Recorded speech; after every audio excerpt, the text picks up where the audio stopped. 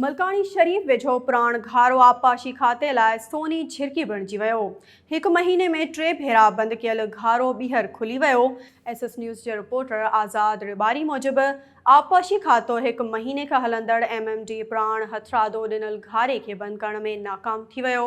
28 अगस्त ते MMD प्राण ढोरे खे ॻोठ वज़ीर सरकाणी वटां 200 फुट घारो पियो हो, जेको हिकु महीने में 3 भेरा बंदि थियो पर ॿीहर खुली वियो, जेको अञा ताईं 40 फुट वही रहियो आहे।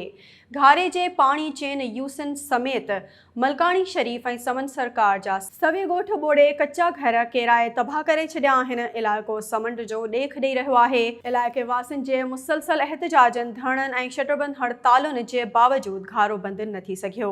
इलाइक़े वासियुनि तारिक महमूद आराई, लुत्फ़ अली मलकानी, हाजी अली नवाज़ दिलवाणी, मंज़ूर चांडियो ऐं ॿियनि SS न्यूज़ खे ॿुधायो त आबपाशी खाते जे अमलदारनि नाअहली ऐं करप्शन जी हद करे छॾी आहे।